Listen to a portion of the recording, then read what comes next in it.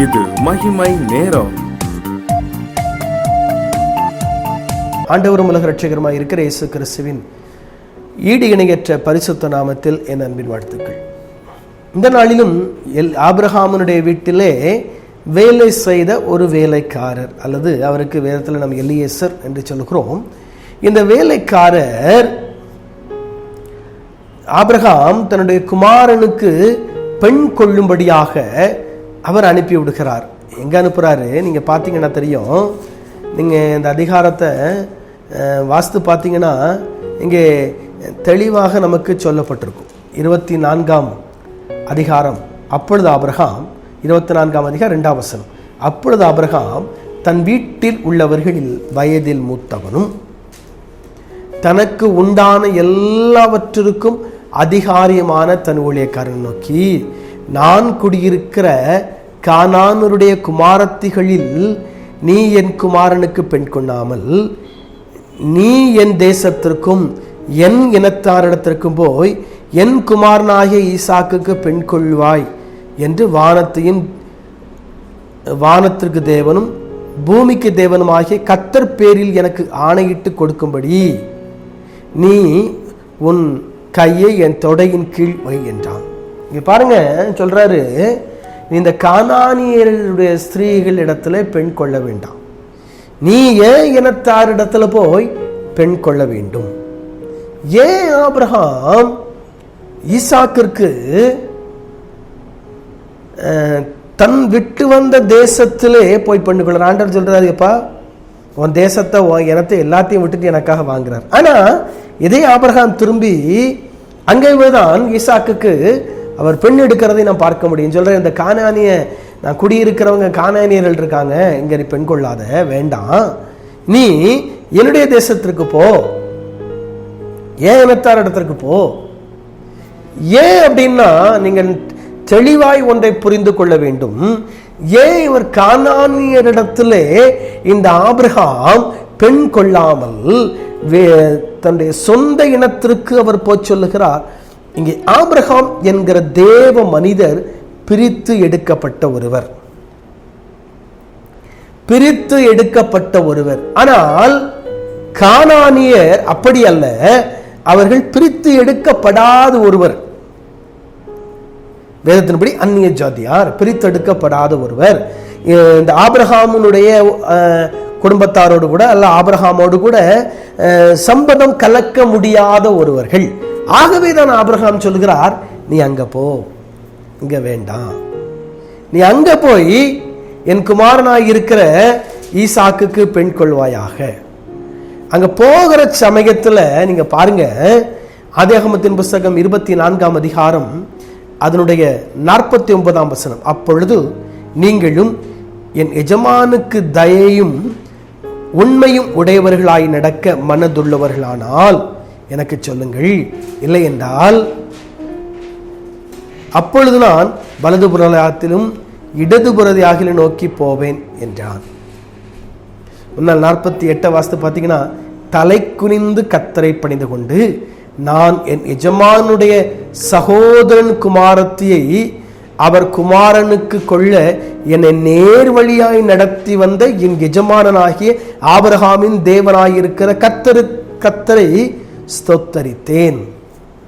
பணிந்து கொண்டு கர்த்தரை அங்கே பணிந்து கொள்கிறார். ஏன் கர்த்தரை பணிந்து கொள்றாரு? கர்த்தர் அவரை நேர் வழியாய் நடத்தி ஆபிரகாமுடைய சகோதரன் வீட்டுக்கே கூட்டு போயிடுறார். இங்க தெளிவா சொல்றார். இங்க பாத்தீங்கன்னா 48ஆம் வசனத்தை வாசித்து பார்த்தீங்கன்னா, தலை குனிந்து கர்த்தரை பணிந்து கொண்டு நான் என் எஜமானுடைய சகோதரன் குமாரத்தியை அவர் குமாரனுக்கு கொள்ள,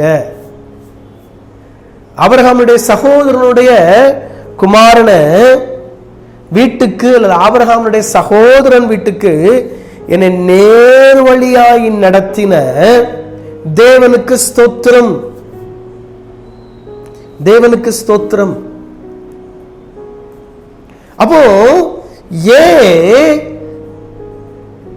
ஆபிரகாம் அங்கே அவரை அனுப்புகிறார்?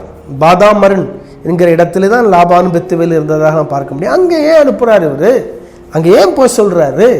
நீண்ட தூர பயணம், நீண்ட தூர பயணமாக அங்க போறாரு. அப்போ இது தேவனுடைய திட்டம். It's a plan of God. தேவனுடைய திட்டம். அந்த தேவனுடைய திட்டத்தை ஆபிரகாம் என்கிற தேவ மனிதன் தெளிவாக அறிந்திருந்ததினாலே தான் அவர் தன்னுடைய குமாரனுக்கு பெண் கொள்ளும்படியாக அவர் அங்கே அனுப்புகிறார். தேவ திட்டம் என்னங்கிறது ஆபிரகாமுக்கு மிகவும் தெளிவாக தெரியும். ஏன் அப்படின்னா, தேவன் அவரோடு கூட பேசுகிற ஒருவர், கர்த்தர் அவரோடு கூட இடைப்படுகிற ஒருவர், கர்த்தர் அவரோடு கூட பேசுகிற ஒரு ஆண்டவர். அவன் தேவ திட்டத்தை, கர்த்தருடைய திட்டத்தை இவர்கள் ஆபிரகாம் அறிந்திருந்ததினாலே, ஆபிரகாம் தெரிந்திருந்ததினாலே இங்க தேவ திட்டம் இங்க நிறைவேறுவதற்காக சரியான நபரை தேவன் தேர்ந்தெடுக்கிறார். இன்னைக்கு உங்க வாழ்க்கையில தேவ திட்டம் நிறைவேறுகிறதா? நீங்க யோசித்து பார்க்கணும். உங்க வாழ்க்கையில இன்னைக்கு தேவ திட்டம் நிறைவேறுகிறதா, அல்லது ஆண்டவருடைய திட்டம் நிறைவேறுகிறதா, அல்லது கர்த்தருடைய திட்டம் நிறைவேறுகிறதா? கர்த்தர் உங்க வாழ்க்கையில என்ன திட்டத்தை வைத்திருக்கிறார்? தேவன் உங்க வாழ்க்கையில என்ன திட்டத்தை வைத்திருக்கிறார்?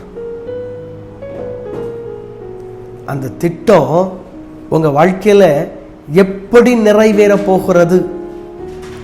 அதை நீங்கள் எப்படி நிறைவேற்ற போகிறீர்கள் அப்படிங்கிறதா முக்கியம். அந்த திட்டம் உங்க வாழ்க்கையில எப்படி நிறைவேறுகிறது, நீங்கள் அந்த திட்டத்தை எப்படி நிறைவேற்ற போகிறீர்கள் என்பதுதான் முக்கியம். இன்னைக்கு தேவ திட்டம் அல்லது கர்த்தருடைய திட்டம் அல்லது கர்த்தருடைய நோக்கம்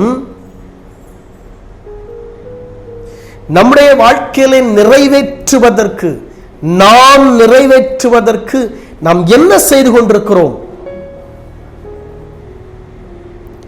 தேவ திட்டத்திற்கு எதிராக செயல்படுகிறோமா? தேவனுடைய நோக்கத்திற்கு எதிராக நாம் செயல்படுகிறோமா?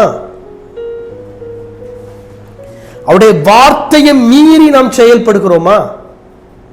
நம்ம யோசித்து பார்க்கணும். தேவ திட்டமும் தேவனுடைய நோக்கமும் அவருடைய வார்த்தையும் நம்முடைய வாழ்க்கையிலே எத்தகைய அற்புதத்தை கொண்டு வந்திருக்கிறது?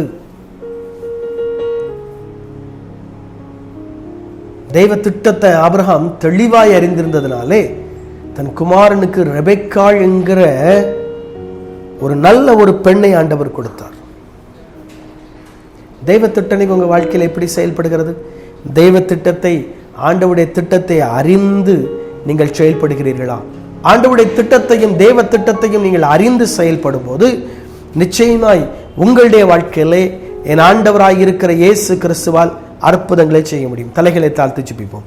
அன்பின் ஆண்டவரே, உமக்கு ஸ்தோத்திரம். எங்களுடைய வாழ்க்கையிலும் உம்முடைய திட்டத்தை அறிந்து உம்முடைய சித்தத்தின்படி நாங்கள் செயல்பட உதவிச்சு. இயேசுவின் நாமத்தில் ஜெபிக்கிறேன் பிதாவே, ஆமேன்.